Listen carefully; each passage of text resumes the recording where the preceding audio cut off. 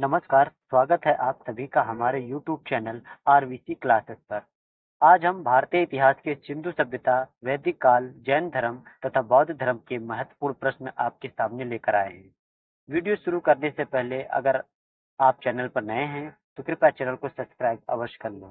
आइए शुरू करते हैं हम आज की वीडियो।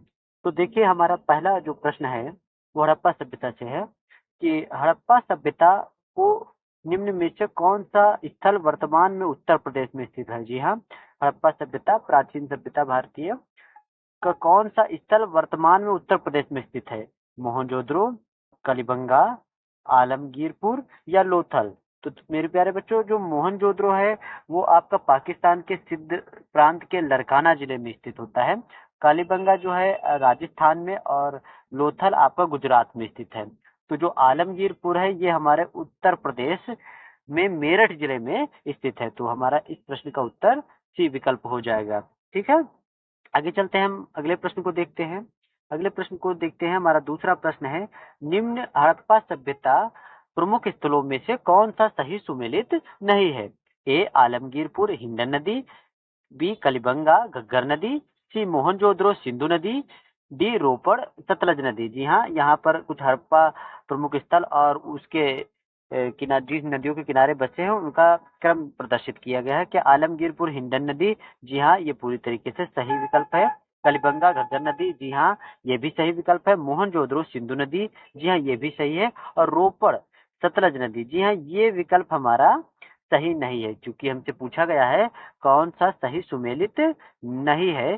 तो रोपड़ जो सतलज नदी के किनारे बताया जा रहा है ये हमारा विकल्प नहीं सही होगा, क्योंकि रोपड़ जो है हमारा रावी नदी के किनारे स्थित एक सिंधु घाटी सभ्यता का प्रमुख स्थल है। ठीक है, रोपड़ जो है आपका रावी नदी के किनारे स्थित एक प्रमुख स्थल है। आइए अगले प्रश्न की ओर चलते हैं। हमारा अगला प्रश्न है, नृत्य करती लड़की की कांस्य मूर्ति कहाँ से प्राप्त हुई थी। ठीक है, हड़प्पा, बी मोहनजोदड़ो, सी राखीगढ़ी, डी कालीबंगा। तो नृत्य करती हुई लड़की का जो कांस्य मूर्ति प्राप्त हुई थी तो वो हमारा बी विकल्प सही है, मोहनजोदड़ो। ठीक है प्यारे बच्चों, चलते हैं आगे, चलते हैं हम अपने अगले प्रश्न की ओर। हमारा अगला प्रश्न है, हड़प्पा सभ्यता का समाज किस प्रकार का था। ए मातृ सत्तात्मक, बी पितृसत्तात्मक, सी दोनों प्रकार का, डी ज्ञात अभी ज्ञात नहीं किया गया है। तो हमारा जो सही उत्तर है, हड़प्पा सभ्यता का जो समाज था प्रमुखता मात्र सत्तात्मक था। ठीक है, अगले प्रश्न की ओर चलते हैं मेरे प्यारे बच्चों। पांचवा प्रश्न हमारा है, हड़प्पा सभ्यता का प्रमुख व्यापारिक बंदरगाह कौन सा था। ए मोहनजोदड़ो, बी लोथल, सी हड़प्पा, डी चन्हुद्रो। ठीक है, तो हमारा जो सही उत्तर है, हड़प्पा सभ्यता का जो प्रमुख बंदरगाह था तो वो था लोथल, जो गुजरात में स्थित था। ठीक है, आप इसे भी याद रखेंगे। आइए अगले प्रश्न को देखते हैं। हमारा छठा नंबर प्रश्न है, हड़प्पा सभ्यता में महान स्नानागार कहाँ पाया गया। ए लोथल, बी हड़प्पा, सी मोहनजोदड़ो, डी धोलावीरा। तो मेरे प्यारे बच्चों, जो महान स्नानागार है वो आपका मोहनजोदड़ो में पाया गया। ठीक है, आइए चलते हैं हम अपने अगले प्रश्न की ओर। हमारा अगला जो प्रश्न है प्यारे बच्चों, उस 7वें प्रश्न को देख सकते हैं, हड़प्पा सभ्यता के विषय में कौन सा कथन गलत है। देखिए 4 विकल्प हमारे सामने हैं। ए कपास की खेती सर्वप्रथम हड़प्पा सभ्यता के निवासियों ने शुरू की थी। जी हाँ, ये भी पूरी तरीके से हमारा सही कथन है। हड़प्पा सभ्यता एक नगरीय सभ्यता थी। जी हाँ, ये बात भी पूरी तरीके से सही है। लोथल पश्चिम एशिया के साथ व्यापार का एक प्रमुख बंदरगाह था। जी हाँ, बिल्कुल ये भी सही है। कलिबंगा शब्द का शाब्दिक अर्थ काले रंग की मिट्टी होता है। जी नहीं, यही हमारा इस विकल्प का गलत विकल्प है, और इसलिए यह इस प्रश्न का सही उत्तर कहलाएगा।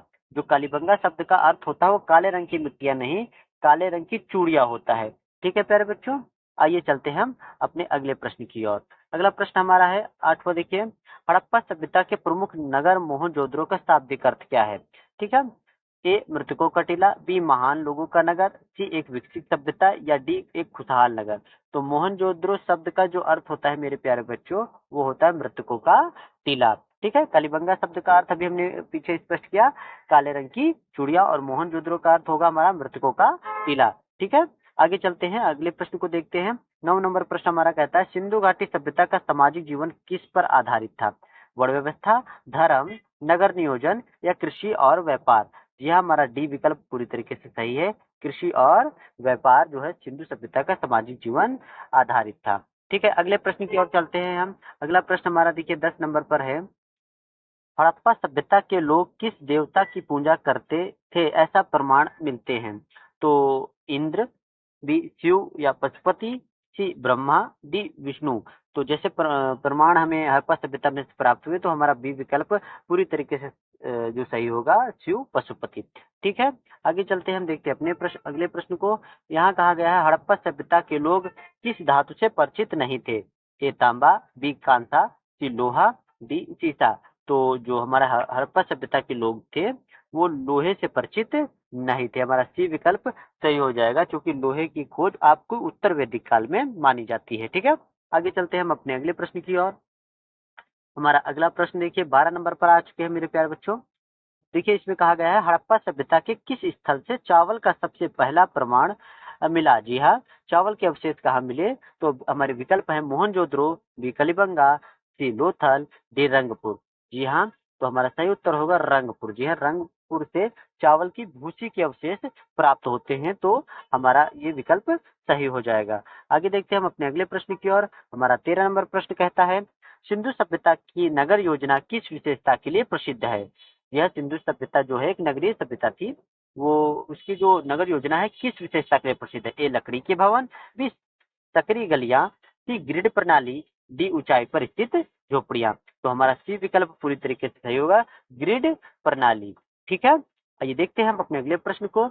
हमारा अगला प्रश्न है धोलावीरा किस वर्तमान राज्य में स्थित है?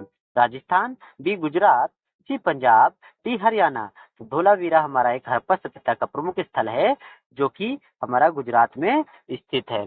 ठीक है, आगे चलते हैं, हम देखते हैं अपने अगले प्रश्न को। 15 नंबर प्रश्न हमारा कहता है कि सिंधु घाटी सभ्यता की प्रमुख विशेषता क्या थी? जी हाँ, निम्न में से कौन सी प्रमुख विशेषता थी? सैनिक व्यवस्था, बी पिरामिड, सी उन्नत नगर योजना और जल निकासी व्यवस्था, डी धार्मिक ग्रंथ। जी हाँ, जो सिंधु घाटी सब प्रमुख विशेषता थी वो उसकी उन्नत नगर योजना और उचित जल निकासी व्यवस्था उसकी प्रमुख विशेषता थी। ठीक है, आइए चलते हैं हम अपने अगले प्रश्न की ओर। 16 नंबर प्रश्न हमारा कहता है सिंधु घाटी सभ्यता का सबसे बड़ा स्थल कौन सा है? तो सबसे बड़ा स्थल जो है भारत की अगर हम बात करें, तो क्या हड़प्पा, बी मोहनजोदड़ो, सी राखीगढ़ी, डी कलिबंगा। जी हाँ, राखीगढ़ी जो है वर्तमान स्थित भारत का सिंधु घाटी सभ्यता का सबसे बड़ा स्थल है। ठीक है, आगे चलते हैं हम अपने अगले प्रश्न की ओर। हमारा 17 नंबर जो प्रश्न है वो कहता है सिंधु सभ्यता के किस स्थल से बैलगाड़ी की मिट्टी की आकृति प्राप्त हुई है? जी हाँ, बैलगाड़ी जो एक खिलौने का प्रतिरूप जैसी आकृति हमें प्राप्त हुई है, वो कहाँ से प्राप्त हुई है? ए लोथल, बी चनहुद्रो, सी मोहनजोदड़ो, डी हड़प्पा। तो ये हमारा सही जो उत्तर होगा वो होता है मेरे प्यारे बच्चों हड़प्पा। यह सिंधु घाटी सभ्यता की बैलगाड़ी की मिट्टी की आकृति प्राप्त होने वाला स्थल हड़प्पा है, वहीं से प्राप्त होती है। आगे चलते हैं हम अपने 18वें प्रश्न की ओर। 18 नंबर प्रश्न हमसे कहता है निम्नलिखित में से कौन सा स्थल भारत में स्थित नहीं है? हड़प्पा, कलिबंगा, लोथल और राखीगढ़ी। ठीक है, और यह जैसा कि आपको पता है सिंधु घाटी सभ्यता हमारी एक सिंधु नदी के किनारे थी, जिसमें का भारत पाकिस्तान के विभाजन के बाद कुछ हिस्सा पाकिस्तान और कुछ हिस्सा भारत में। तो निम्न में से कौन सा स्थल जो भारत में स्थित नहीं है? तो वो हमारा हड़प्पा स्थल नहीं है। ठीक है, और उसकी स्थिति वर्तमान में पाकिस्तान में है। ठीक है मेरे प्यारे बच्चों, अगले प्रश्न की ओर चलते हैं। देखिए यहाँ पर बात की जा रही है सिंधु घाटी सभ्यता का प्रमुख व्यवसाय क्या था? ए शिकारी जीवन, बी पशुपालन, सी कृषि और व्यापार, डी पुजारियों की सेवा। तो कृषि और व्यापार जो था सिंधु घाटी सभ्यता की प्रमुख विशेषता हुआ करती थी। आगे चलते हैं हम अपने 20वें प्रश्न की ओर देखते हैं। सिंधु घाटी सभ्यता का यह अंतिम प्रश्न है ना? सिंधु घाटी सभ्यता के लोग किस रंग की मिट्टी के ईंटों का प्रयोग करते थे? सफेद, बी नीली, सी लाल, डी भूरे रंग की। तो हमारा सही उत्तर है लाल रंग की ईंटों का प्रयोग करते थे। ठीक है, इस सिंधु घाटी सभ्यता के प्रमुख 20 प्रश्नों को हमने देखा। अगले 20 प्रश्न 21 से हमारे 40 प्रश्न जो होंगे वो वैदिक काल से जुड़े हुए होंगे। ठीक है, आगे देखते हैं हम अपने अगले प्रश्न को। हमारा 21 नंबर प्रश्न है ऋग्वेद किस भाषा में रचित है? ए पाली भाषा, बी संस्कृत भाषा, सी प्रकृत भाषा, डी फारसी भाषा। तो हमारा सही उत्तर होगा संस्कृत भाषा। जी हाँ, ऋग्वेद हमारा संस्कृत भाषा में रचित है। जी हाँ, वेदों की संख्या आप ध्यान रखेंगे 4 होती है। ठीक है, ऋग्वेद हमारा सबसे प्राचीन वेद है, इस बात को भी आप याद रखेंगे। ठीक है, आइए देखते हैं हम अपने अगले प्रश्न को। हमारा 22 नंबर प्रश्न हम कहता है, वैदिक काल में सभा और समिति क्या क्या अर्थ रखती थी? ये धार्मिक आयोजन, शिक्षा केंद्र, जनसभाएं, राजनीतिक संस्थाएं या युद्ध स्थल हुआ करते थे। तो हमारा सी विकल्प पूरी तरीके से सही है कि जो वैदिक काल में सभा और समिति होती थी वो जनसभाएं और राजनीतिक संस्थाएं हुआ करती थी। देखते हैं हम अपने अगले प्रश्न को। अगला प्रश्न हमारा जो है 23 नंबर है, वहां पूछा गया है, वैदिक समाज में वर्ण व्यवस्था का आधार क्या था? ए धन, बी जन्म, सी व्यवसाय, डी शिक्षा। तो वैदिक समाज में जो वर्ण व्यवस्था थी, है ना, तो वो हमारी मुख्यतः व्यवसाय पर आधारित थी। आगे देखते हैं हम अपने अगले प्रश्न को। हमारा अगला प्रश्न जो 24 नंबर है, वहां देखिए पूछा गया है, सबसे प्राचीन वेद कौन सा है? जी हाँ, 4 वेद हमने बताए थे। सबसे प्राचीन वेद कौन सा है? देखिए चारों वेद भी आप जान जाएंगे। ए सामवेद, बी यजुर्वेद, सी अथर्ववेद या डी ऋग्वेद। जो सबसे प्राचीन वेद था वो मेरा जो है ऋग्वेद। मेरे प्यारे बच्चों, ऋग्वेद सबसे प्राचीन वेद था। बाकी के जो 3 विकल्प हैं ये आपकी वेदों की संख्या को आप जान सकते हैं कि सामवेद, यजुर्वेद, अथर्ववेद और ऋग्वेद, ये 4 वेद हमारे होते हैं। ठीक है, आगे चलिए देखते हैं हम अपने अगले प्रश्न को। हमारा अगला प्रश्न जो है वो 25 नंबर है, जहां पूछा गया है, वैदिक काल में प्रमुख देवता कौन माने जाते थे? ए ब्रह्मा, विष्णु, महेश, बी इंद्र, अग्नि, वरुण, सी राम, कृष्ण या डी बुद्ध, महावीर। तो हमारा जो वी विकल्प है वो सही होगा। इंद्र, अग्नि और वरुण को वैदिक काल में प्रमुख देवता के रूप में माना जाता था। ठीक है, आगे देखिए हमारा अगला प्रश्न है, वैदिक युग में गौ का क्या महत्व होता था? ए यातायात का साधन, बी युद्ध का शस्त्र होता था या डी सी धन का प्रमुख रूप होता था, डी खाद्य सामग्री होती थी। तो जो हमारा गौ होता था वो बहुत ही महत्व रखता था वैदिक काल में। धन का प्रमुख रूप गौ होता था। ठीक है, इस बात को आप याद रखेंगे। आइए चलते अपने अगले प्रश्न की ओर। हमारा अगला प्रश्न है, यजुर्वेद किससे संबंधित है? ए संगीत, बी विज्ञान, सी यज्ञ कर्मकांड या डी चिकित्सा। तो मेरे बच्चे यजुर्वेद की बात करें तो हमारा वो यज्ञ कर्मकांड से संबंधित है। ठीक है, आगे चलते हैं हम अपने अगले प्रश्न की ओर। हमारा अगला प्रश्न है, वैदिक काल के आर्य किस प्रकार का जीवन जीते थे?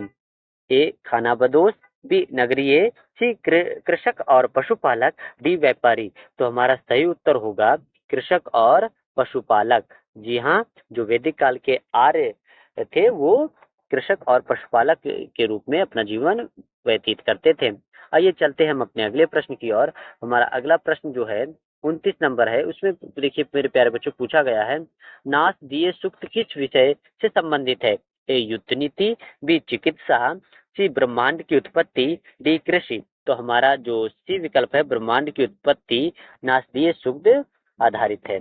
ठीक है, आइए चलते हैं हम अपने अगले प्रश्न की ओर। हमारा अगला प्रश्न जो है 30 नंबर कहता है, किस वेद को गान का वेद कहा जाता है? यानी संगीत या गान का वेद किसे कहा जाता है? ए ऋग्वेद, बी यजुर्वेद, सी सामवेद, डी अथर्ववेद। तो हमारा सामवेद जो है मेरे प्यारे बच्चों सही उत्तर होगा। ठीक है, आइए चलते हैं हम अपने अगले प्रश्न की ओर। हमारा अगला प्रश्न है, अथर्ववेद मुख्यतः किस विषय से संबंधित है? अथर्ववेद मुख्यतः किस विषय से संबंधित है? ए चिकित्सा और टोने टोटके, बी यज्ञ विधि, सी संगीत, डी राजनीति। तो हमारा अथर्ववेद है मेरे प्यारे बच्चों चिकित्सा और टोने टोटका। जी हाँ, ये विकल्प सही होगा। ठीक है, आगे देखिए हम चलते हैं, उपनिषदों में मुख्यतः किस विषय पर चर्चा की गई है? 32 नंबर प्रश्न में हमारा पूछा गया है, ए खगोल, बी राजनीति, सी दर्शन और आत्मा, डी युद्ध। तो उपनिषदों में मुख्यतः दर्शन और आत्मा के बारे में चर्चा पाई जाती है। ठीक है, आइए चलते हैं हम अपने 33वें नंबर प्रश्न की ओर। देखिए हमारा 33 नंबर प्रश्न है, वैदिक काल में राजर्षियों अश्वमेध और वाजपेय क्या थे? युद्ध थे, धार्मिक अनुष्ठान थे, सी दवाइयाँ, डी ग्रंथ। तो ये धार्मिक अनुष्ठान हुआ करते थे। ठीक है, आगे चलते हैं हम अपने अगले प्रश्न की ओर। किस वेद में संगीत के प्रारंभिक स्वरूप की झलक मिलती है? ए अथर्ववेद, बी ऋग्वेद, सी यजुर्वेद, सामवेद। तो संगीत के प्रारंभिक स्वरूप की झलक हमारा सामवेद। जी हाँ, सामवेद हमारा सही विकल्प होगा। ठीक है, ये सभी प्रश्न आपकी विभिन्न प्रकार की प्रतियोगी परीक्षाओं के लिए बहुत ही उपयोगी हैं। ठीक है, सभी प्रश्न इसी रूप में किसी न किसी परीक्षा में अक्सर पूछे जाते हैं। देखिए, अगला प्रश्न है, वैदिक युग में राजा किस प्रकार का शासन किया करते थे? ए पूर्णतः तानाशाह, बी प्रजा के प्रति उत्तरदायी, सी पुजारियों के अधीन, डी विदेशियों के आदेश पर किया करते थे। तो वैदिक युग में जो राजा होता था वो प्रजा के प्रति उत्तरदायी होता था। ठीक है, आगे देखिए हमारा अगला प्रश्न जो 36 नंबर है, वैदिक आर्यों का मुख्य पेशा क्या था? शिल्पकारी, बी व्यापार, सी कृषि, डी युद्ध। तो वैदिक आर्यों का मुख्य पेशा जो था वो कृषि था। ठीक है प्यारे बच्चों, आगे चलते हैं। हमारा अगला जो प्रश्न है मेरे प्यारे बच्चों, यहाँ पूछा गया है, ऋग्वेद में कुल कितने सूक्त हिम हैं? 1017, 1028, 1020 या 1000? तो ऋग्वेद में कुल सूक्तों की संख्या 1028। ठीक है प्यारे बच्चों, आगे देखते हैं हम अपने अगले प्रश्न को। 38 नंबर प्रश्न हमारा कहता है, पुरोहित का कार्य क्या होता था? जी हाँ, वैदिक काल में पुरोहित का क्या कार्य होता था? ए युद्ध करना, बी कर वसूलना, सी धार्मिक अनुष्ठानों का संचालन करना, डी व्यापार करना। तो पुरोहित जो कार्य था, धार्मिक अनुष्ठानों का संचालन करना। ठीक है, आगे चलते हैं हम अपने अगले प्रश्न की ओर। 39 नंबर प्रश्न हमसे कहता है, वैदिक काल में किस नदी को नदियों की माँ कहा जाता था? तो ए यमुना, बी सरस्वती, सी गंगा, डी सिंधु। तो हमारा बी विकल्प पूरी तरीके से सही होगा, सरस्वती। ठीक है, आगे देखते हैं अपने अगले प्रश्न को। 40 नंबर प्रश्न में हमसे पूछा गया है कि वैदिक काल में सभा और समिति के बीच मुख्य अंतर क्या था? ए धार्मिक संस्था थी और एक धार्मिक संस्था थी, दूसरी सैन्य संस्था थी, या बी सभा थी वरिष्ठों की परिषद, समिति थी आम लोगों की, या दोनों एक ही संस्थाएं थी? डी विकल्प कहता है एक का संबंध व्यापार से था कि दूसरी का कृषि से था। तो मेरे प्यारे बच्चों, जो सभा और समिति थी, जो सभा थी वरिष्ठ परिषदों की थी, है ना, और जो समिति थी उसमें आम लोगों का बोलचाल और गठन रहता था। ठीक है, उसमें हिस्सा आप लोगों का रहता था। तो हमारा बी विकल्प पूरे तरीके से मेरे बच्चों सही हो जाएगा। ठीक है, ये हमने वैदिक काल के प्रमुख प्रश्नों को देखा। अब हम चलते हैं जैन धर्म के अगले 20 महत्वपूर्ण प्रश्न जैन धर्म से हमारे संबंधित होंगे। ठीक है, आशा करते हैं आपको ये वीडियो पसंद आती होगी, इसलिए आप इसे शेयर और लाइक अवश्य करें। आगे देखिए, हमारा जो अगला प्रश्न है वो जैन धर्म से जुड़ा हुआ है। जैन धर्म के संस्थापक कौन माने जाते हैं? ए बुद्ध, बी वर्धमान महावीर, सी कपिल मुनि, डी पतंजलि। जो महावीर को जो है महावीर को जैन धर्म का प्रमुख संस्थापक माना जाता है। ठीक है प्यारे बच्चों, वर्धमान महावीर, ठीक है, महावीर स्वामी। आगे देखते हैं हमारे अगले प्रश्न को चलते हैं। यहाँ पूछा गया है, महावीर स्वामी को जैन धर्म का कौन सा तीर्थंकर माना जाता है? जी हाँ, जैन धर्म में जो कुल 24 तीर्थंकर होते हैं उनमें से महावीर स्वामी कौन से तीर्थंकर माने जाते हैं? 20वें, बी 22वें, सी 24वें, डी 25वें। तो 24वें तीर्थंकर हमारे महावीर स्वामी माने जाते हैं। ठीक है, आगे देखते हैं हम अपने अगले प्रश्न को। हमारा अगला प्रश्न है 43 नंबर। 43 नंबर में पूछा गया है, जैन धर्म में तीर्थंकर का क्या अर्थ होता है? जी हाँ, ए भगवान, बी धार्मिक ग्रंथ, सी मोक्ष प्राप्त संत, डी धर्म उपदेशक। तो जो जैन धर्म में मोक्ष प्राप्त संत होते हैं उनको हम तीर्थंकर कहकर पुकारते हैं। जी हाँ, जैन धर्म में कुल 24 तीर्थंकर। ठीक है, आगे चलते हैं हम अपने अगले प्रश्न की ओर। 44 नंबर प्रश्न है, जैन धर्म के अनुसार कर्म किससे जुड़ा होता है? ए शरीर से, बी आत्मा से, सी मन से, डी ईश्वर से। तो हमारा जो कर्म होता है वो आत्मा से जुड़े होते हैं। ठीक है, आगे चलते हैं हम अपने अगले प्रश्न की ओर। यहाँ पूछा गया है, महावीर स्वामी का जन्म कहाँ हुआ था? ए लुम्बिनी में, बी वैशाली में, सी कुंडलपुर, डी सारनाथ। जी हाँ, जो कुंडल ग्राम था, जो यहाँ कुंडलपुर लिखा हुआ है, कुंडल ग्राम या कुंडलपुर जो था महावीर स्वामी का जन्म स्थल होता है। जो ऊपर आपका लुम्बिनी दे रखा है मेरे प्यारे बच्चों, वो महात्मा बुद्ध का है। ठीक है, आइए चलते हैं हम अपने आगे प्रश्न की ओर। हमारा 46 नंबर प्रश्न कहता है कि जैन धर्म में मोक्ष प्राप्त करने का मार्ग कौन सा कहलाता है? ए अष्टांगिक मार्ग, बी त्रिरतन, सी पंचशील, या डी भक्ति मार्ग। तो हमारा जो मोक्ष प्राप्त करने का जैन धर्म में मार्ग है वो आपका त्रिरतन कहलाता है। आगे देखते हैं हम अपने 47वें प्रश्न को। त्रिरतन में कौन कौन से तत्व शामिल हैं? ए सत्य अहिंसा असत्य, बी सम्यक दर्शन सम्यक ज्ञान और सम्यक चरित्र, सी ज्ञान ध्यान और तप, डी अहिंसा क्षमा अपरिग्रह। तो सम्यक दर्शन, सम्यक ज्ञान और सम्यक चरित्र, ये हमारे त्रिरत्न हैं जिनसे मोक्ष की प्राप्ति के साधन माने जाते हैं जैन धर्म में। ठीक है प्यारे बच्चों, आगे चलते हैं हम अपने अगले प्रश्न की ओर। 48 नंबर प्रश्न है, जैन धर्म में अहिंसा का क्या अर्थ है? जैन धर्म में अहिंसा का क्या अर्थ है? ये देखिए मेरे प्यारे बच्चों, यहाँ पर विकल्प दे रखे हैं। सत्य बोलना, चोरी ना करना, किसी भी प्राणी को हानि ना पहुंचाना, या डी संयम से रहना। तो हमारा सी विकल्प होगा किसी भी प्राणी को हानि ना पहुंचाना। ठीक है प्यारे बच्चों, आगे देखते हैं हम अपने अगले प्रश्न को। यहाँ कहा गया है, जैन धर्म में दो मुख्य संप्रदाय कौन कौन से थे? शैव और वैष्णव, बी श्वेतांबर और दिगंबर, सी बौद्ध और जैन, डी योगी और साधु। जी हाँ, जैन धर्म के जो दो आगे संप्रदाय बनते हैं वो श्वेतांबर और दिगंबर होते हैं। श्वेतांबर जो श्वेत वस्त्रों को धारण करते हैं, दिगंबर जो वस्त्रों को धारण नहीं करते हैं। अर्थात दिगंबर का जो प्रमुख उद्देश्य है, उनका मानना है कि उनकी वस्त्र दिशाएं ही उनके वस्त्र हैं। ठीक है, श्वेतांबर और दिगंबर। आगे चलते हैं मेरे प्यारे बच्चों अपने अगले प्रश्न की ओर। हमारा 50 नंबर प्रश्न कहता है, दिगंबर संप्रदाय के अनुसार मोक्ष प्राप्त करने के लिए क्या अनिवार्य है? भक्ति, ध्यान, वस्त्र त्याग या यज्ञ? तो दिगंबर संप्रदाय हमने जैसा ही बताया, वो वस्त्र त्याग को मेरे प्यारे बच्चों आपका मोक्ष प्राप्त करने का साधन मानता है। दिगंबर संप्रदाय के जो लोग होते हैं उनका मानना होता है दिशाएं ही उनके वस्त्र हैं। ठीक है, आगे चलते हैं मेरे प्यारे बच्चों हम अपने अगले प्रश्न की ओर। 51 नंबर प्रश्न कह रहा है, जैन धर्म में कितने तीर्थंकर माने जाते हैं? ए 10, बी 12, सी 24 या 108? तो इस प्रश्न को हम आसानी से कर पाएंगे। जैन धर्म में कुल 24 तीर्थंकर हुए, 24वें महावीर स्वामी थे। ठीक है, आगे चलते हैं हम अगले प्रश्न की ओर। महावीर स्वामी के पहले तीर्थंकर कौन थे? जी हाँ, यहाँ पूछा गया महावीर स्वामी से पहले कौन से तीर्थंकर थे, है ना। यानी महावीर स्वामी 24वें थे तो 23वें की बात कर रहा है। प्रश्न को ध्यान से समझना वाला प्रश्न है।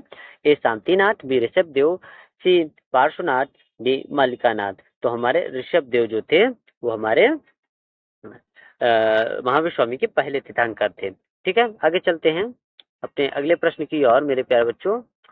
यहाँ कहा गया है, जैन धर्म के ग्रंथ किस भाषा में रचे गए? तो ए संस्कृत, बी पाली, सी प्रकट, ये डी हिंदी। तो यहाँ पर जैन धर्म की जो रचना मुख्यतः होती है वो प्रकट भाषा में होती है।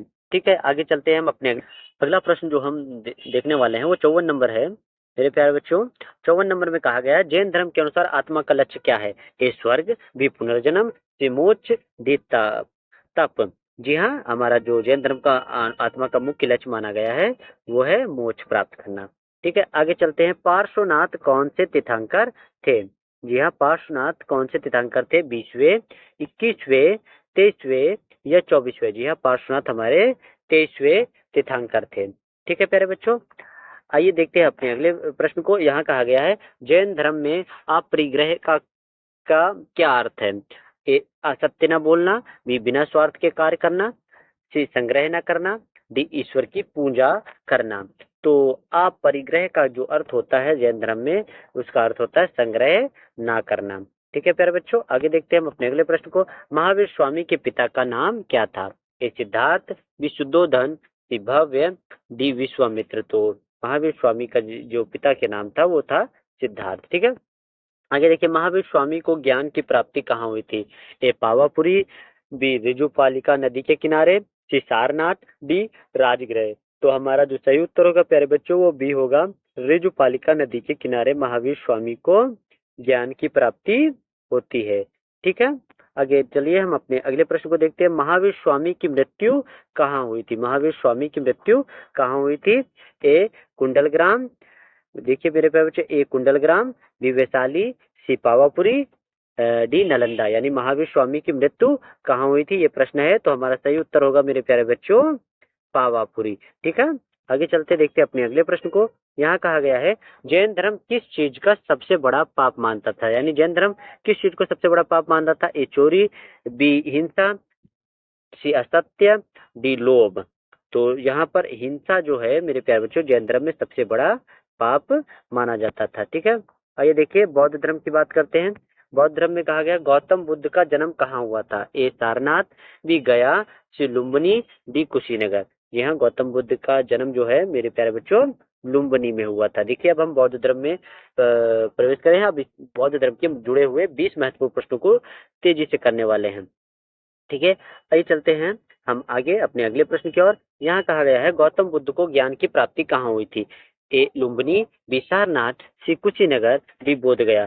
जी हाँ, यहाँ पर बोध गया जो वह स्थान है जहाँ पर महात्मा बुद्ध को ज्ञान की प्राप्ति हुई थी। ठीक है प्यारे बच्चों, आगे चलते हैं हम अपने अगले प्रश्न की ओर। हमारा 63 नंबर प्रश्न कहता है कि गौतम बुद्ध ने अपना पहला उपदेश कहाँ दिया था?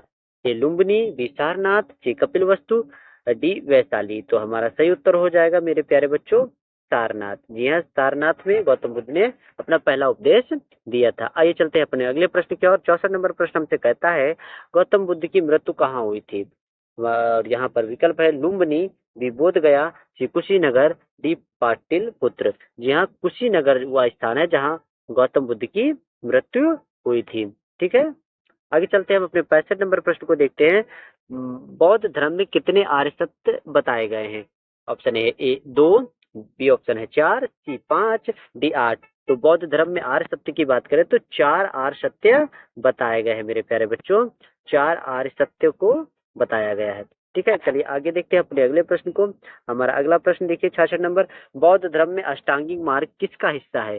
त्रिपिटक, बी 4 आर्य सत्य, सी जैन धर्म, डी वैद। तो हमारा सही उत्तर होगा जो 4 आर्य सत्य बताए गए हैं उनकी प्राप्ति का मार्ग अष्टांगिक मार्ग बताया गया है।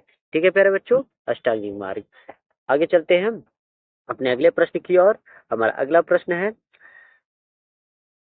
त्रिपिटक किस धर्म का प्रमुख ग्रंथ है? त्रिपिटक, जी हाँ, बहुत ही महत्वपूर्ण प्रश्न है।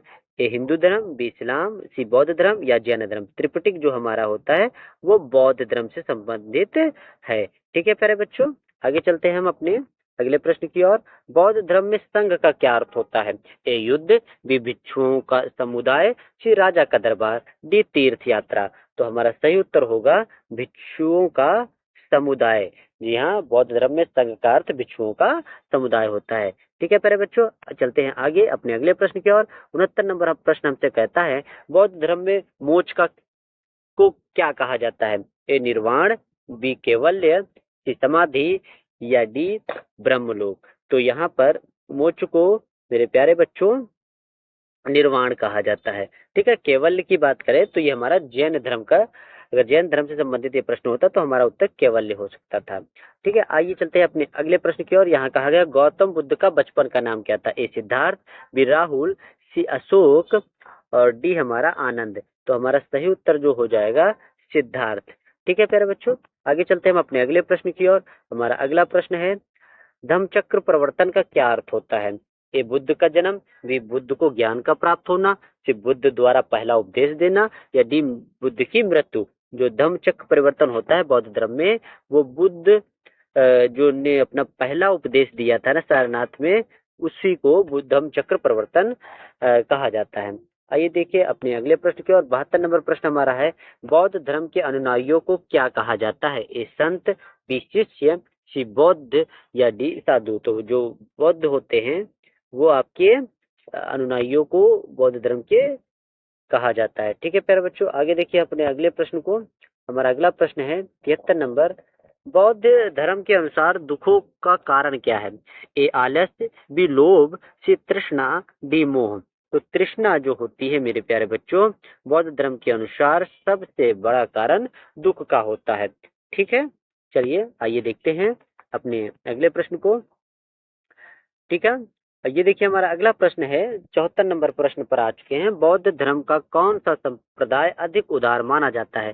जी हाँ, जैसे जैन धर्म में श्वेतांबर और दिगंबर 2 संप्रदाय बनते हैं, आगे चल के बौद्ध धर्म में भी इसी प्रकार महायान और हीनयान ये 2 संप्रदाय बने थे। तो लेकिन ये प्रश्न हमारा कुछ इस प्रकार है बौद्ध धर्म का कौन सा संप्रदाय है ना अधिक उदार माना जाता है? तो यहाँ पर हमारा जो सही उत्तर हो जाएगा बी महायान को बहुत अधिक उदार माना जाता है बौद्ध धर्म में। ठीक है, दूसरा संप्रदाय की बात करें हीनयान। ठीक है, आगे चलते हैं हम अपने अगले प्रश्न की ओर। अगला प्रश्न हमारा 75 नंबर है बौद्ध धर्म में कौन सा सिद्धांत आत्मा को स्वीकार करता है? ए अनित्यता, बी अनंत आत्मात्वाद, सी दुखवाद, डी कर्म सिद्धांत। तो जो अनात्मावाद है, बी विकल्प हमारा प्यारे बच्चों, वो पूरी तरीके से सही हो जाएगा। आगे चलते हैं हम अपने अगले प्रश्न की ओर। 76 नंबर प्रश्न हमसे कहता है, गौतम बुद्ध ने अपने जीवन में कितने वर्ष तक प्रचार किया? ए 35 वर्ष, बी 40 वर्ष, सी 45 वर्ष, डी 50 वर्ष। तो गौतम बुद्ध ने अपने प्रचार की बात करते हैं तो यहाँ पर 45 वर्ष सही हो जाएगा। ठीक है।